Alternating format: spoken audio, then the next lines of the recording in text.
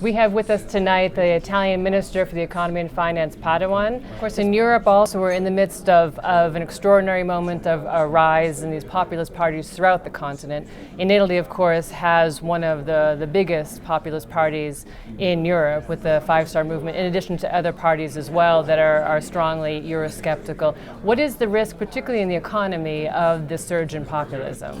Well, next year, or this year actually, there will be major elections in several countries. And in the meantime, exactly for this, there will be no major policy change. So the European economy will continue to grow at a slow pace. That's good. But in the meantime, the disillusionment that generates so much support in populist party will increase, while Europe needs a much bolder strategy to boost growth and jobs. So there is a risk that in some of these countries, the populist parties will gain a lot of consensus. In some cases, there might be populist parties in government with unpredictable outcomes in terms of policy reactions, including maybe a referendum to leave the euro. Even short of the referendum to leave the euro, though, in terms of what you have seen for the specific policy prescriptions of these parties, what are some of the concerns you have, particularly in Italy? We've spoken about it. I mean, the Five Star Movement. What are some of the concerns about the impact they could have on the economy? Well, it's difficult to gauge what they have in mind. For instance, they have some proposals which have to be analyzed. But for instance, they have proposals about the so-called population salary, which is supposed to give out to a huge part of the population amount of money without asking the question, where is the money coming from the budget. So they seem to be unaware of what economic policy making is in an advanced economy. Okay.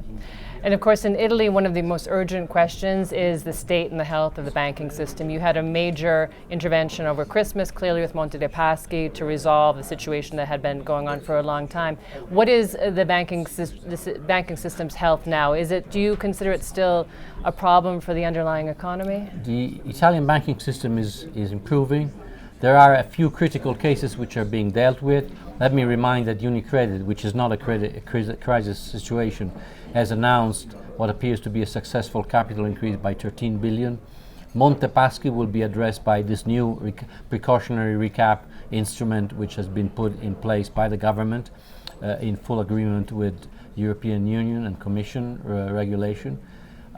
Today, the three little banks have been finally acquired by UBI, which is the third largest Italian bank. So that story is finished, and so this means that case by case, the crisis spots in the Italian banking system are being dealt with.